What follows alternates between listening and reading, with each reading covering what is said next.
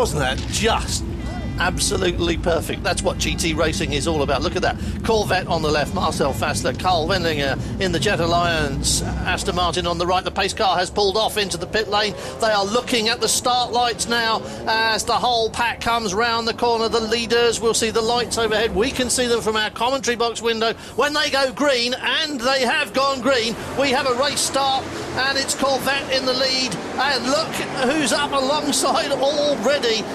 Xavier Masson through on the inside. Taking the lead beautifully, cleanly too. We've got one rotating car in the middle of the pack there already. That looked, I think, like the second of the Phoenix Corvettes. Well, look at that. Masson leads. Fassler, Wendlinger, the two Vitaphone Maseratis through La Source, shutting the door on the Gigawave Aston Martin, on board with Bertolini in the number 1 car, up to the top of the hill, onto the Camel Straight. And it was, I'm pretty sure, there's the number 6 Corvette that got tapped from behind in the midst of that first corner at La Source. But in the lead, in the number 3 Celleslar Racing Corvette, it is Xavier Masson.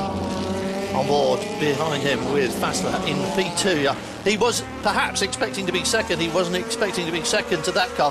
What an extraordinary performance the SRT team have put in this weekend to get that car back into ultra competitive mode. Let's hope it lasts the full 24 hours and rewards them. The GT2 pack there going down the hill. Again, you can see the elevation changes as they dip out of the top of Les Combes down towards Rivage and on through Pouhon. And it was indeed Jos Menton in the number 5 Corvette who was spun down, rejoins in 39th place as they go through the first sector times, and he will have a lot of time to make up, as of course will Jimmy Bruni starting right at the back. Well, remember, it's a 24-hour race, so it's not total disaster if the car is still running. So it's Corvette Aston, Maserati Aston at the moment, with Peter Cox just tucked in behind the Gigawave Aston in the lone Lamborghini Murcielago. We have 2 Lamborghinis in the field, but the other one is a GT3 Gallardo, both white, so we'll try and keep them apart from a distance. One of them has got the GT3 normal-sized wing on it, the other one's got the GT1, it's a barn door nailed to the back-sized wing. And a little look up the inside there, not happy about being tucked down into second place, of course, was Marcel Fassler, but at the moment having to give best as Marson threads his way down through the bus stop chicane and completes lap 1. Over the line, and they're still pretty close together.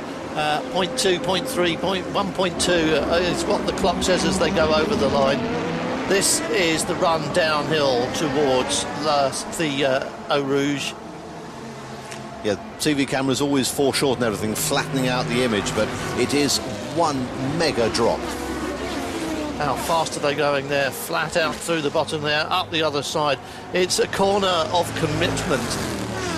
Very much so. They've actually put in some raised curbing to prevent the drivers using the runoff area on the left side to try and broaden the track and get an easier run. Again, Masson being challenged from behind, but Marcel Fassler finding no way through, getting very tight up as they get up through La Combe. Still very close together. You can see the Maseratis just behind in pretty much grid formation order, and behind that the dark horse number 10, the Gigawave Aston Martin with Darren Turner is there as well. Then there is the huge rear wing of that number 8 Lamborghini. Down the hill they go again in line astern.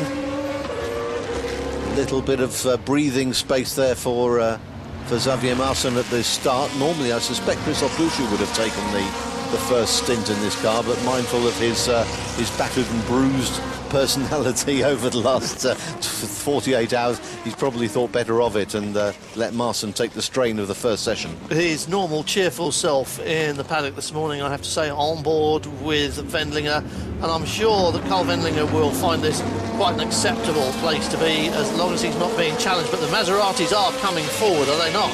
Yes, it looks as though the first of the Maseratis there, which is Sandy Negrão, the Brazilian driver, just towing up onto, or towards at least the back of Carl Wendlinger's Aston and bringing Bertolini, his teammate, with him.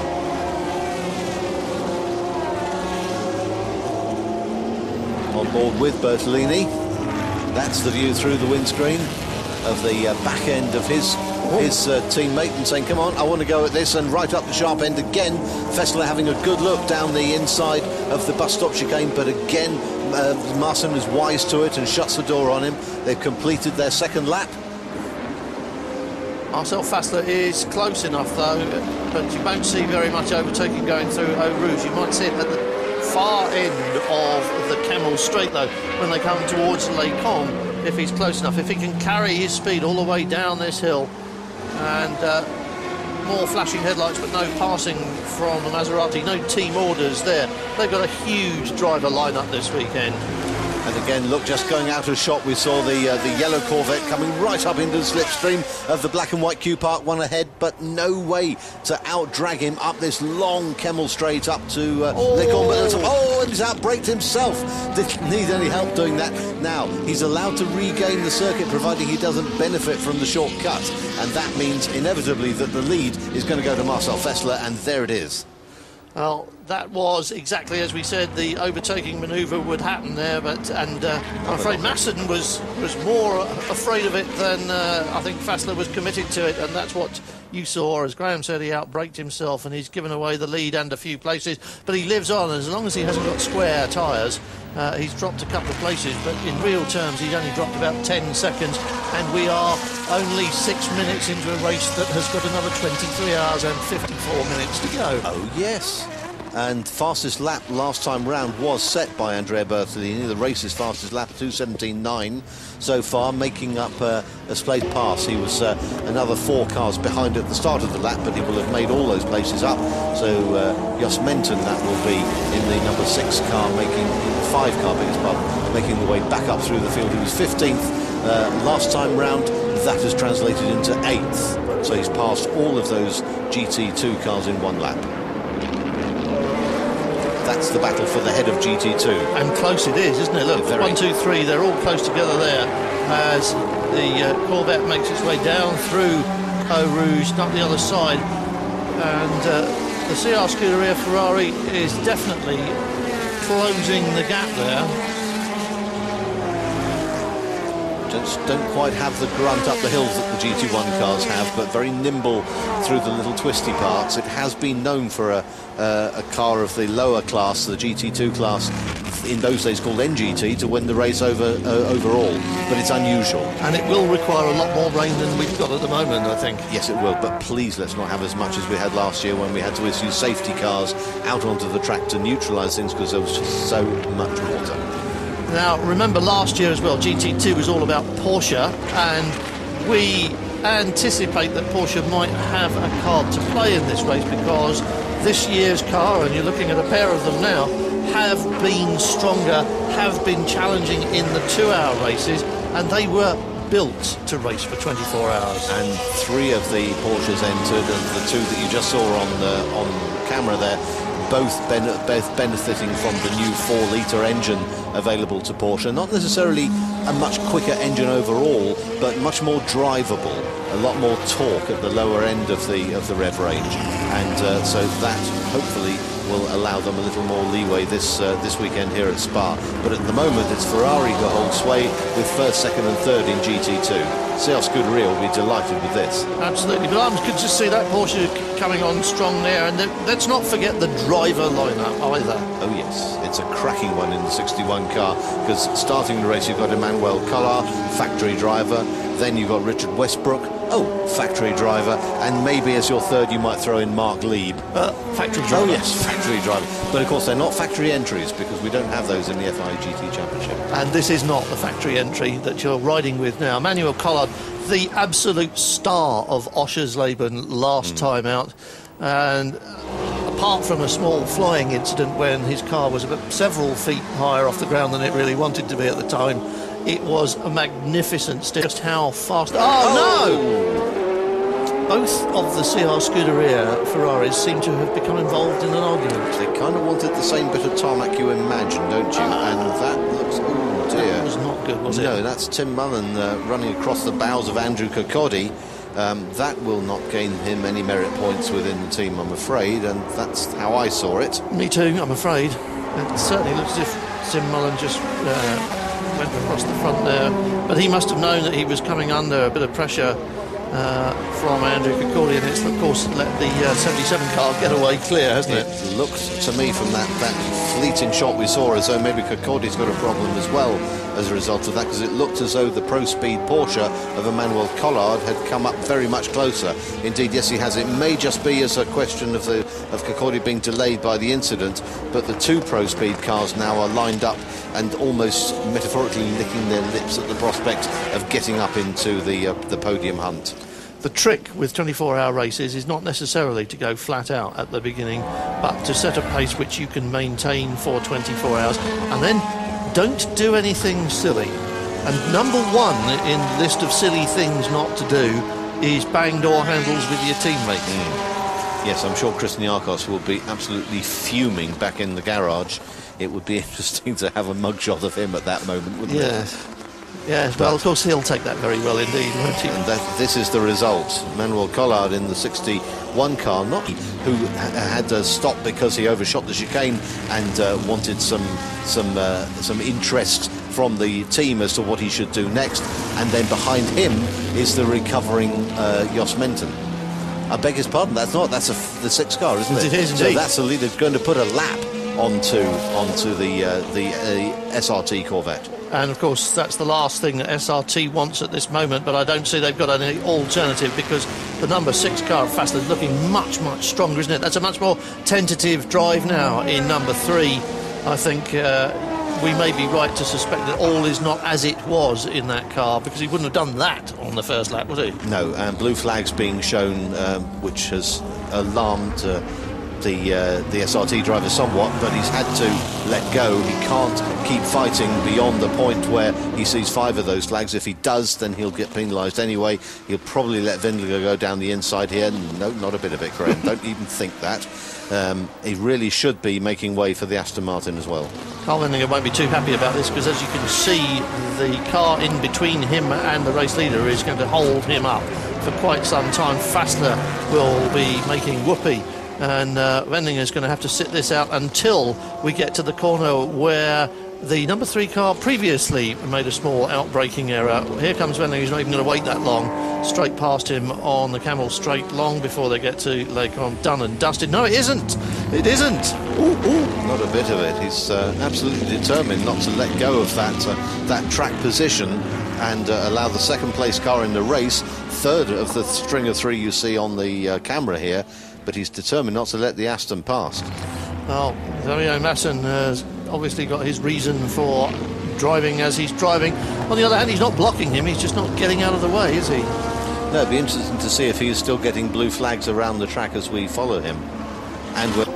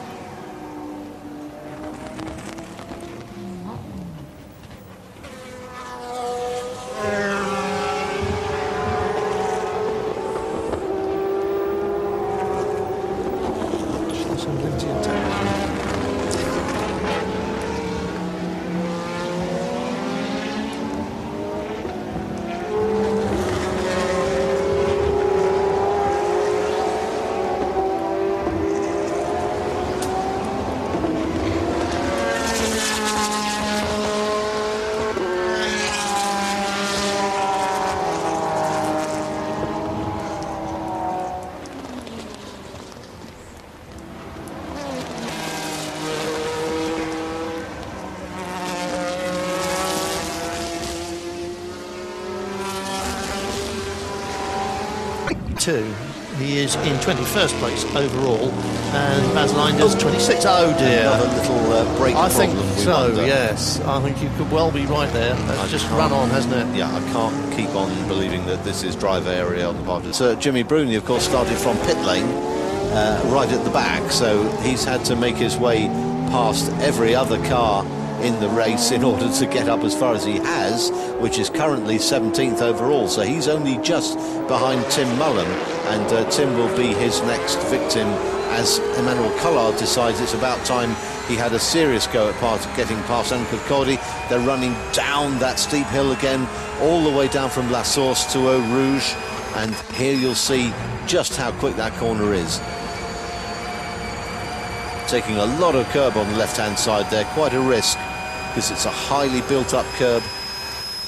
Now Kirkcaldy's just getting away from him a bit there, and that's not what he wanted. He wanted to be right underneath the rear wing, get a bit of a toe, but he's going to have a think about it anyway. Not close enough. No, he's just going to show him the car in the mirrors. I wonder why the headlights aren't on, though. You'd think, especially if you were pursuing somebody that closely, you would want every bit of distraction you could muster. We are, of course, both thinking the same thing here. This car could have won the race in Adria in Italy, which was the only other race in the year that runs into darkness. And as soon as it got dark and they turned their lights on, they turned their light on. One of them wasn't working. They had to spend a little bit extra time in the pit stop to fix their broken headlight, and it cost them what had at that point looked like a pretty good victory. So lights might be a concern for all of the Porsches, and that one in particular. We're not in a situation yet where they need lights, but the rules say that all their lights must work all the time. Collard getting very racy now, taking a much more aggressive line through the corner there. Kirkcaldy taking a more conventional one, and the net result is that the gap has come down again. And each time under braking, it just seems that the Porsche is able to eke out a little more distance and get on the brakes that little bit later. In the background there as well, we saw the IMSA Matmut car starting to make an approach.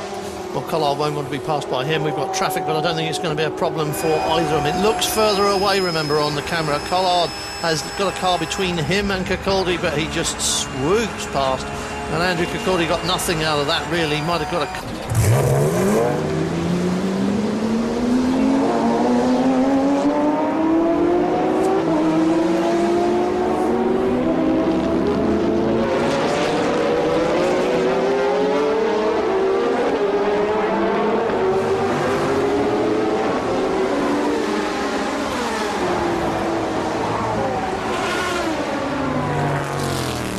Joining you later on, so we'll be off from Spa at 5 o'clock. We're back at 6:30. If you want to follow the progress of this race in the intervening period, then you have the benefit of the interweb. You may go to www.mstworld.com, where you will find live timing, which at least will keep you up to date with the laps as they occur. Colvender's time's falling off rather, and the gap out to 10 seconds now as more cars pour into pit lane. It was Thomas Enger who took over the number 8 Lamborghini and rejoins in 8th place. On board with Andrea Bertolini still out there in the Maserati, and in 4th place, still not able to get up onto the back of Zandy Negrão, but quicker last time through. But he is the championship leader. Let's not forget that Andrea Bertolini has 24 points coming into this round, and everybody else has 22. Yes. At least 7 or 8 other people have 22 points. Yep, and a very strong driver lineup there with Michael Bartel, Stefan Sarazan and Eric van der Poel, of course, all still aboard. Eric van der Poel looking for his 5th Spa 24 hours win this weekend, and that I think will put him as a clear record holder. And this will be our race leader, I hope, or is this... No, it's not. No, it's the yellow mirrors, and the yellow mirrors means it's Marcel Fessler, so that is our leader. That's the number 10 Gigawave Aston Martin, just getting past Emmanuel Collard. So that's GT1 lapping GT2, and nothing that Collard needs to be upset about at all.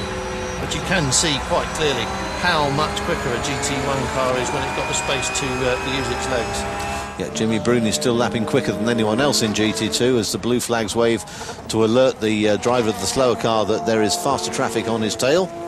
Darren Turner is still 2 seconds now behind Andrea Bertolini.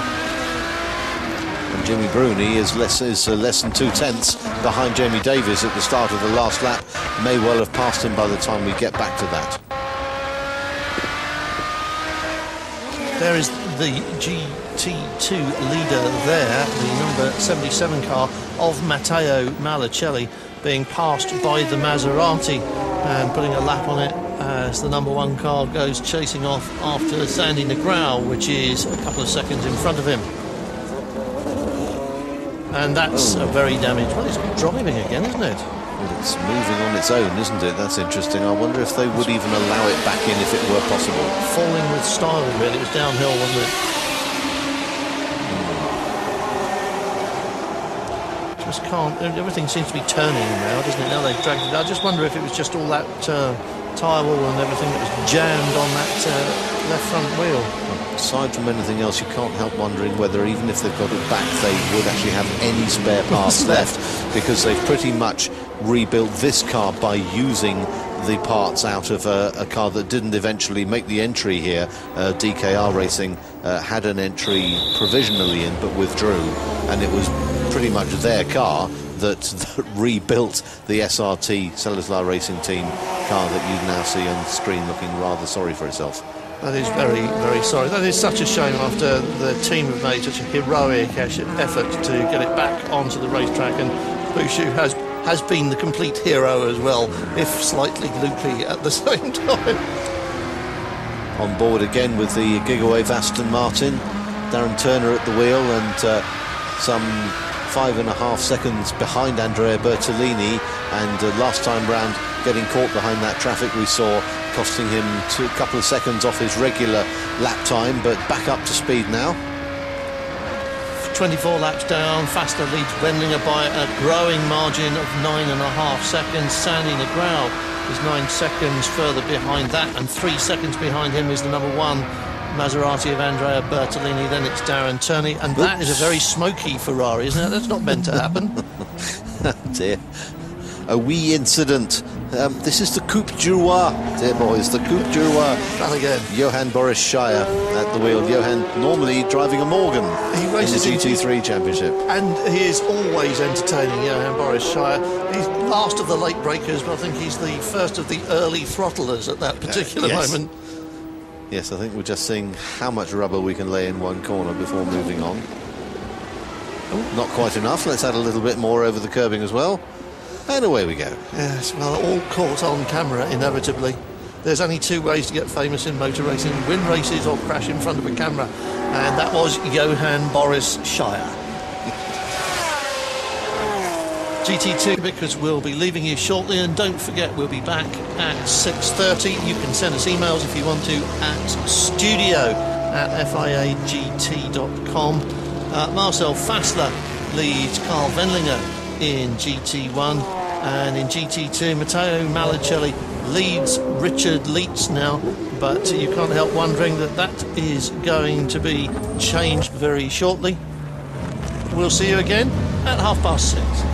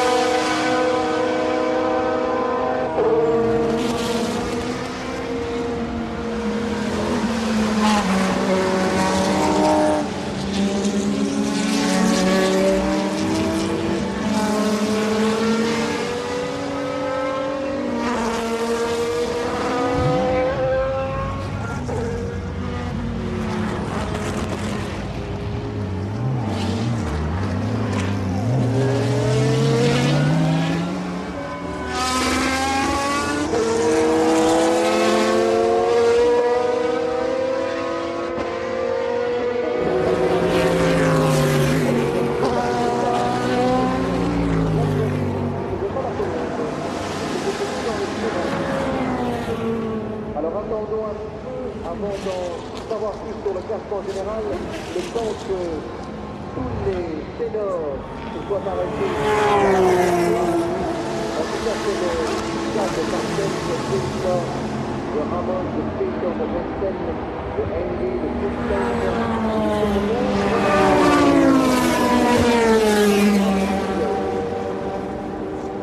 Het automobiel is de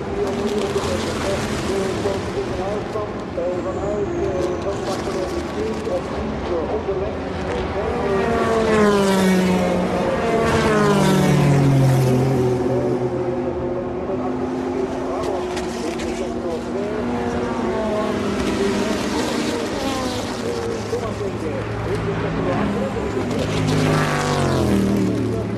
Binnenkomen voor zijn de eerste pitstop alweer.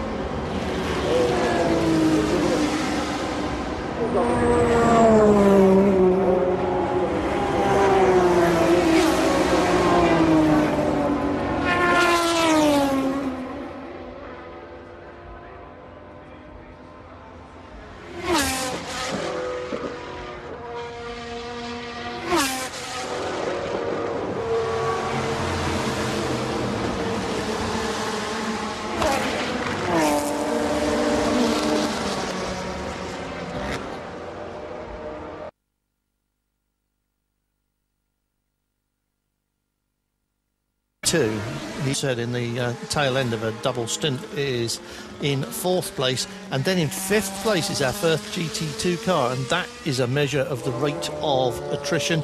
Peter Cox in the number 8 Lamborghini is still going, but now 10th overall and on his 3rd gearbox in 24 hours, which is quite a lot.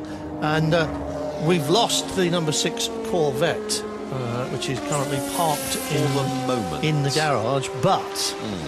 But you remember, dear viewer, that when we were last with you, there was a lot of smoke and issue and fire, indeed, on fire, basically. from underneath. Well, the Corvette has risen phoenix-like, if you will, from the ashes. And although a rather singed Fabrizio Gollin got out of the car, having remembered to set off the onboard fire extinguishers first, as a very tentative corner manoeuvre by the number 1 Maserati grabs our attention. And the rain falls ever heavier, in fact the heaviest I've seen since last night's little episode. So this might be the rain we've all been waiting for, mightn't it be? And won't Kessel Racing be cursing their misfortune, having just sent their next driver which was Henri Moser, in fact, out on slicks. Let's get back to Phoenix. They have repaired the car. They sent it out for a few laps in the hands of Mike Hasemans, who reported that it still has something of a misfire, and so what they've done is to park it up for the time being, do the calculation as to how many laps they need to complete before the end of the race in order to satisfy the conditions of getting points in the championship, which is their aim now. Clearly they can't win this race, but if they score points, then that will all go towards the championship, and of course this is just the midway point of a championship. So they will be fifth, come what may. They are supposed to be bringing the car back out. They will be sixth, come what may, because there's the top four. The interloper is Peter Cox in the Lamborghini, who has sailed along merrily since they put in their third gearbox.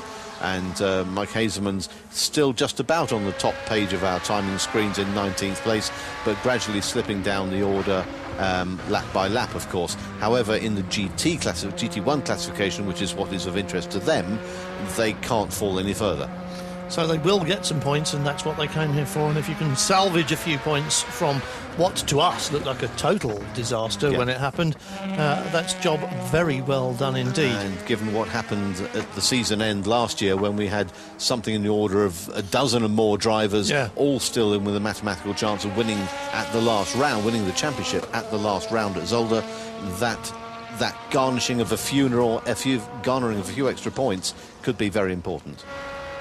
On board in the number 10 car, as you can see for yourself, while we've been talking, the rain has continued. And as Graham said, I think this is the longest and strongest bout of rain we've had in daylight. It was apparently worse than this in the wee small hours, but this is proper rain now, and it doesn't appear to be letting up. No, the windscreen wiper working proper time now. So, little twitch from the front end. They're not quite wanting to bite on turn in as Simonson. Well, whether the rain is going to stay or go or just move around the circuit. But at the moment, one of the top three is on intermediate tyres. The first and second place in GT1 are on slicks, and all the GT2 men are still out there on slick tyres.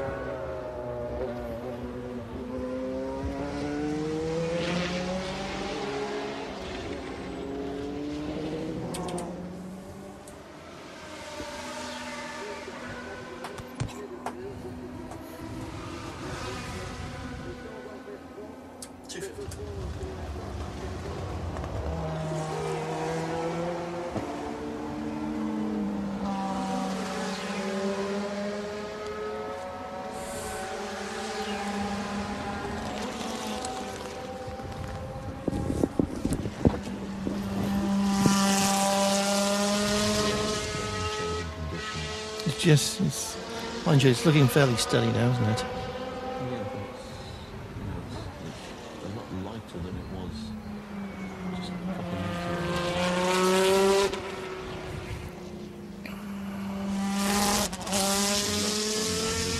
242, Portland did 248, we're now going to do 250. Mullen did 347.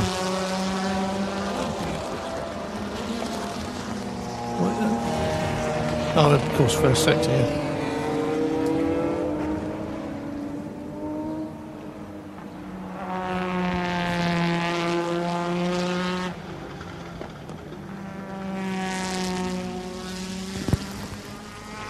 In the BMS Scuderia Italia car, who was in the back of shot that we saw taken from La Source back towards the bus stop just a moment ago, and who will be probably the next car through that shot if they were to hold it. There he is just in the corner of your screen, is still making up time ahead of all his pursuers in GT1. So again, these changing conditions seem to be dealt with very, very adequately, to say the least, by the Pirelli tyres. It's just a shame that Enrico there, the Pirelli PR guy, for once isn't at trackside to take a slap on the back, because he comes at this time last year. And the Lamborghini, as we've observed, our record holder with 33 pit visits on its CV in the last 23 hours, 3 gearboxes, and still as fast when it's going as it ever was. And I think Peter Cox just proving a point, because his last lap at 2:26. In fact, the Paul's last lap at 2:33. Yeah. So, yeah. All right, shout out for Peter Cox then, because that's a good lap in what is still fairly damp conditions here. The rain that was falling along the pit straight has pretty much stopped for the time being, so Peter Cox is clearly not to stop enjoying himself, and is out to do the best that they possibly can in that car, just to prove that had things fallen better for them in the transmission department, or in fact not fallen off at all, well, not fallen apart, then they would have been much closer to the sharp end of things. As it is, they're 35 laps down, but that's still 56 laps ahead of the Mike Hazeman's Corvette, which has been sitting in its pit box all the time we've been on air for this last segment, and since before then, in fact. They know they've got a misfire. They don't want to send the car out any sooner than they need to, but we have been promised it will return in order to complete as many laps as it needs to become a classified finisher and take the points. It will finish almost certainly in 6th place unless this has any more gearbox problems, because I don't suppose they've got very many left now. But as you can see, everywhere around this circuit, the dry line is there for 100% of the distance. The only issues are where you have to go offline in order to pass slower traffic. Peter Cox just lapping slower traffic there, didn't have any choice. If you were in an overtaking race with somebody else, you'd have to go. So they did actually fit a driver change in while the fuel was going in. Matteo Malucelli getting back in the car, so another top performer for BMS Scuderia to see out the end of the race. The end of the race for 174 is to be found here on the outside of the track at Eau Rouge, and I'm afraid that's... Is he looking for the spare tyre? I think he's looking for anything that'll get that car started again. Yes, if he can fix it by himself, then good luck to him, but they're quite complicated little things in there, and I think you need more to be a jeweller than a mechanic, don't you? Yes, the engineer for CR Scuderia, Malcolm Sweatman, took me round the cockpit of... Posh slicks, they are going to change them though. Yep, looks like it.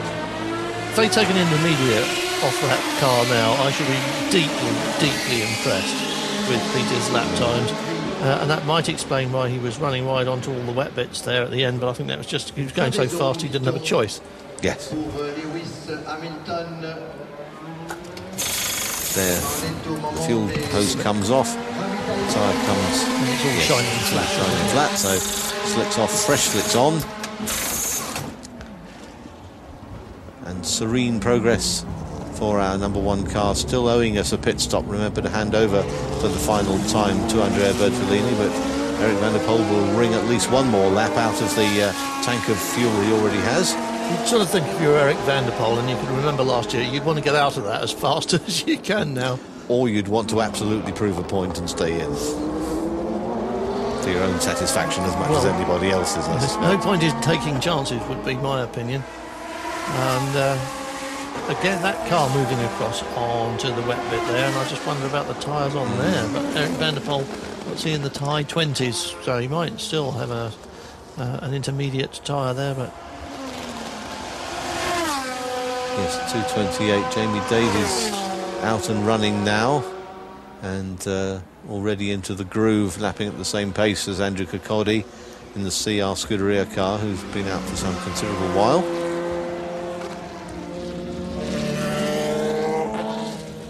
Van der Poel, Pierre Guidi, Darren Turner, and Darren Turner is the quick man of that trio. 2:24 his lap time last time around.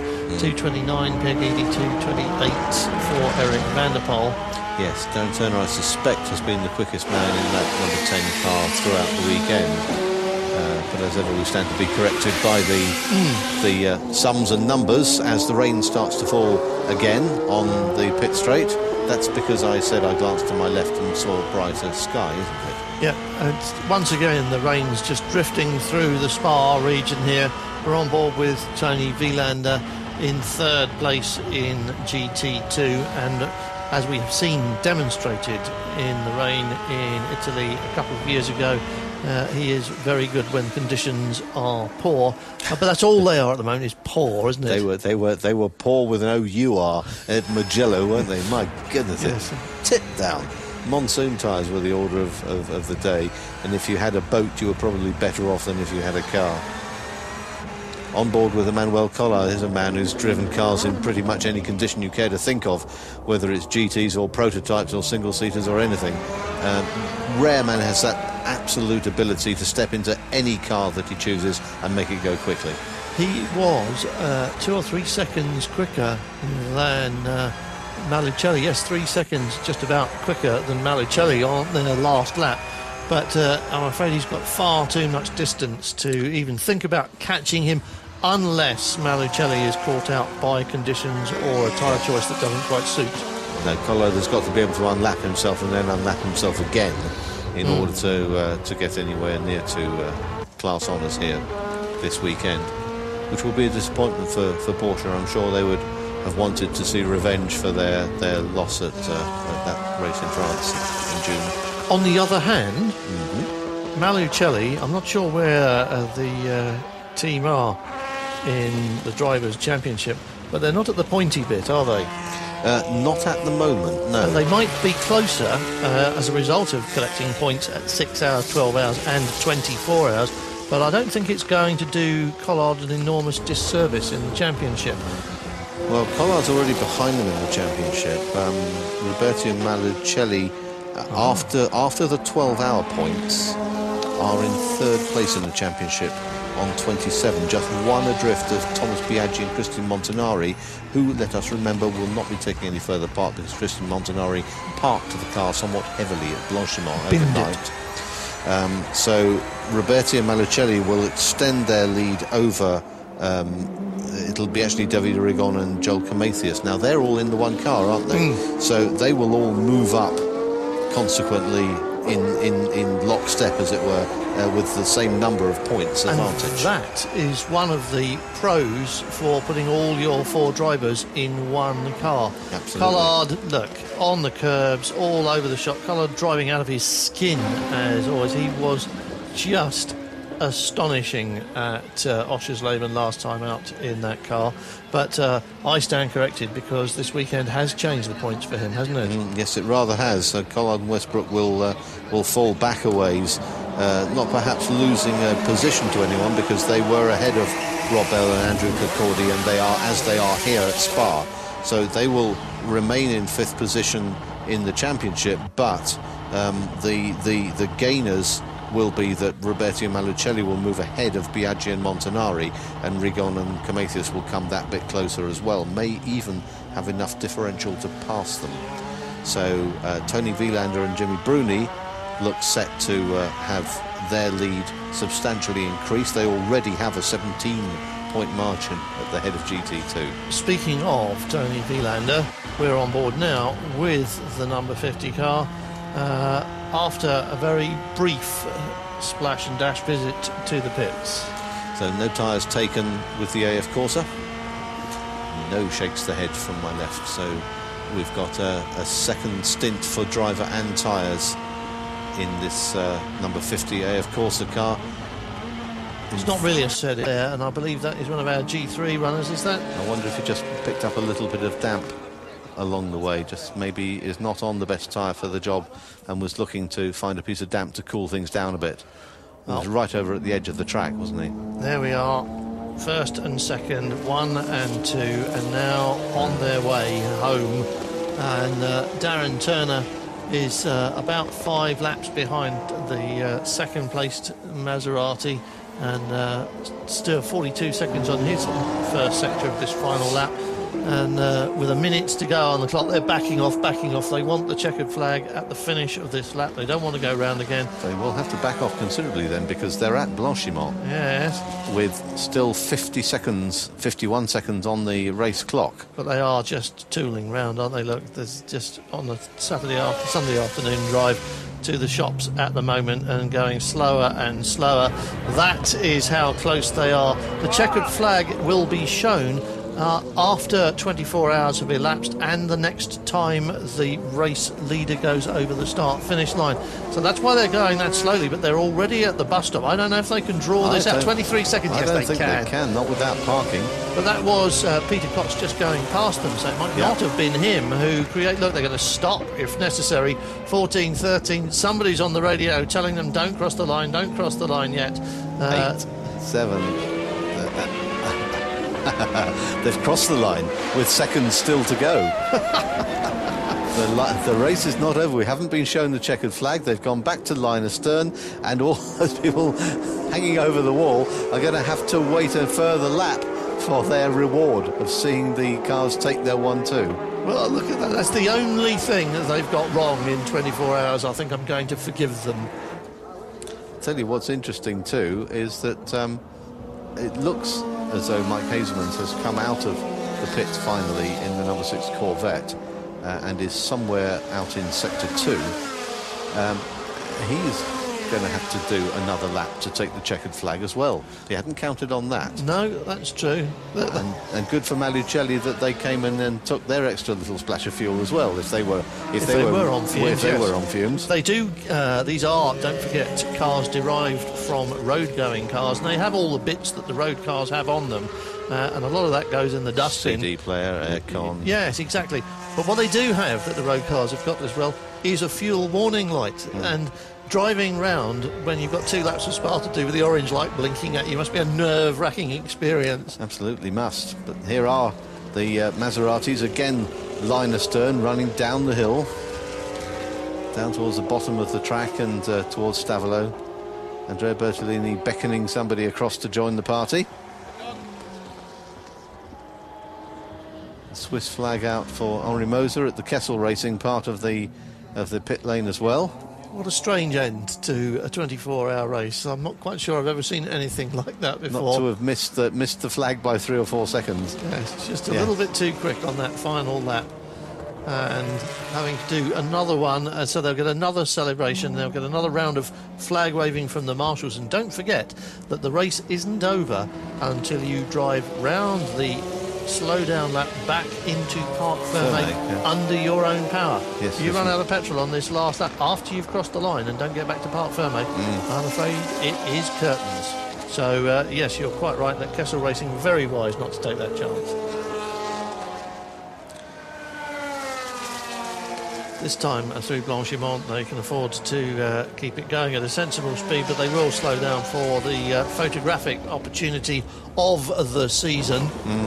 Others following through behind have realised that they're not being greeted by a flag and have picked up their pace again. But nobody in danger of gaining or losing a place, except that Peter Cox did in fact make his charge happily through, as finally take the check the flag. There it is, and now the team can celebrate as Vitaphone Maserati take first and second place. Eric van der Poel in the number 1 car collects his 5th Spa win. Don't stop there, you've got to keep going. I know the temptation will be to stay with the team, but you've got to do another lap of this enormously long circuit and bring it back home into Parc Fermé. Darren Turner will finish 3rd, Ben Alcott will finish 4th, just off his targeted position. And in 5th place overall, Matteo Nalicelli's going to win GT2. Here's 3rd place, though. This is Darren Turner in the Gigawave Aston Martin with Ben Alcott right behind him on track, although some 6 laps adrift on our scoreboard here in the commentary box. So there it is, 3rd place for Gigawave. My €2 didn't actually buy me a win, but I'm quite happy with 3rd. And 2 British teams across the line together in 3rd and 4th place. 4th place at Spa is nothing to be upset about. No, I think JMB won't mind being referred to as a British team for the time being, because Ben Alcott is the man who allows that programme to happen, courtesy of the depth of his pocket. It's a British-funded team and it's a British driver, and this is all British, of course, although they've got some foreign drivers, the rascals, but they've all done jolly well indeed, and so have these. Now, this is quite, for me, this is still the performance of the weekend, I think, for the 77 car and that crew, and for BMS Scuderia Italia.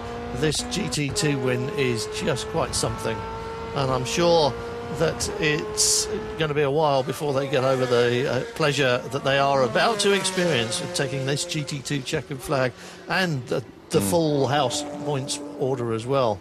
I suspect the Mike Haseman situation is the car hasn't come out again, because I'm sure the numbers we're now looking at for the sectors 1 and 2 are those of the last lap, which of course they didn't complete because the car was in flames and pushed up pit lane and wouldn't have crossed the line, because they don't cross the line to get into their pit.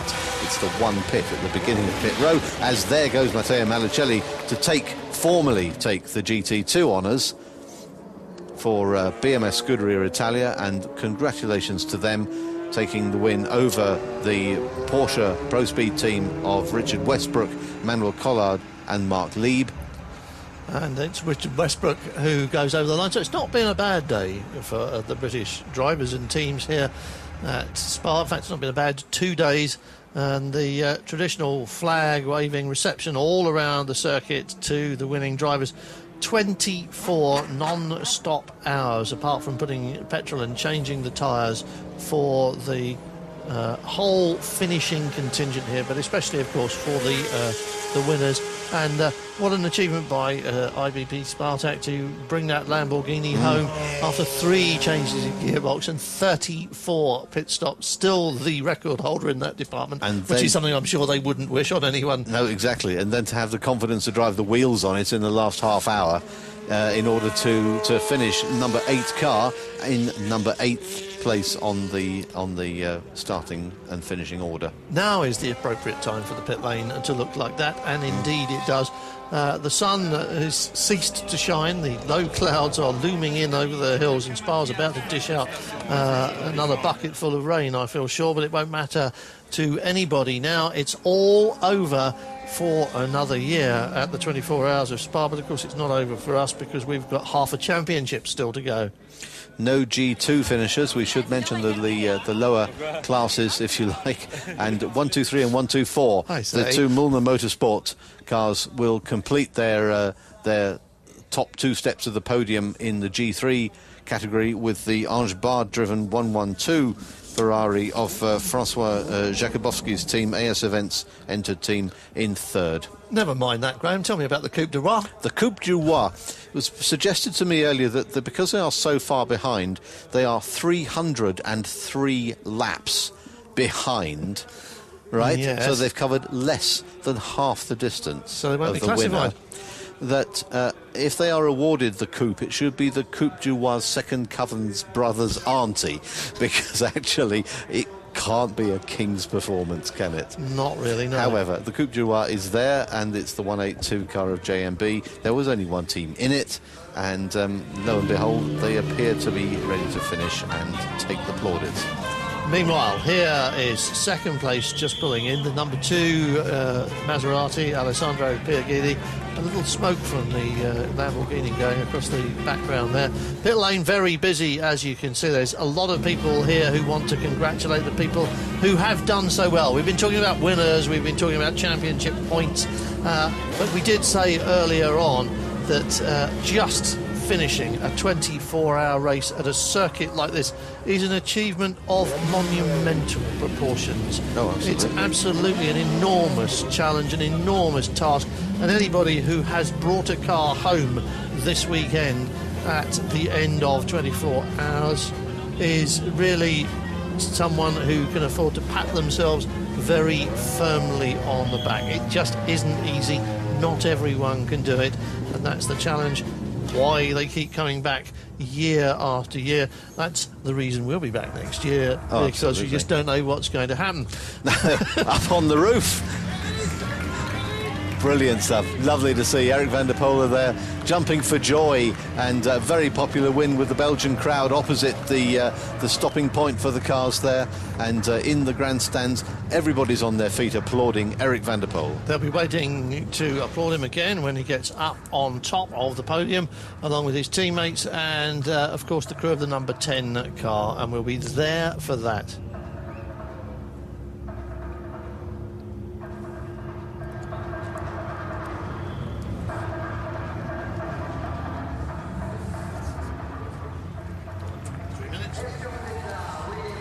Just a minute, I thought it was the leak dancers again.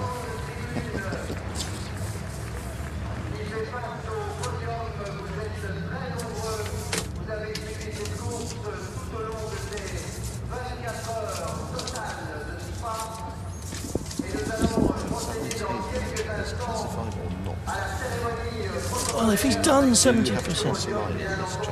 To be classified.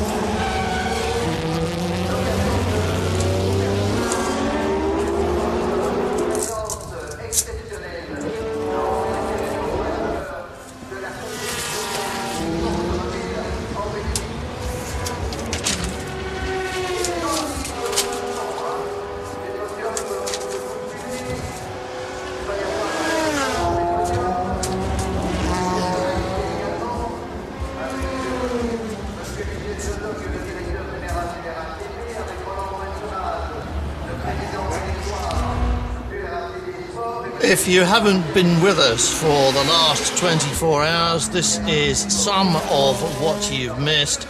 These are the closing daylight moments of the Spa 24 hours, round 5 of the FIA GT Championship, and that was the demise of the number 6 Corvette, the 62 Scuderia Cross car, trailing bodywork and strategy and planning on the part of Michael Bartels and Andrea Bertolini, which has brought their cars to the finish in first and second place ahead of Darren Turner. We've had little tiddly bits of rain, but it's never lasted, and it's never lasted long enough to make intermediate tyres a serious proposition. And I think everybody who's been in and switched to intermediate tyres outside of a scheduled pit stop, really looking back, will regret that call every time. Yes, the majority certainly will. The only real difficulty, of course, is for the G3 guys who don't have the option of intermediates. They only have wets or dries. So an intermediate tyre here, and a good one, may well have been the difference between the top and the second step of the podium. Certainly that was the impression we were given in terms of GT2. Maserati, however, have done it as much as anything on sheer strength and persistence. Good planning, good execution, and congratulations to them. Others have fallen by the way, but this year at Spa belongs to Maserati.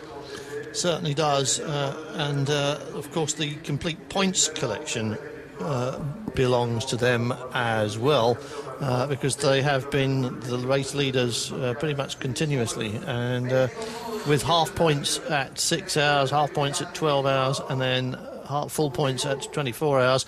This is what's happened to the championship table. Michael Bartels and Andrea Bertolini now well clear of their own teammates, who in turn are a handful of points further in front of the crew of the number 10 Gigawave Aston Martin.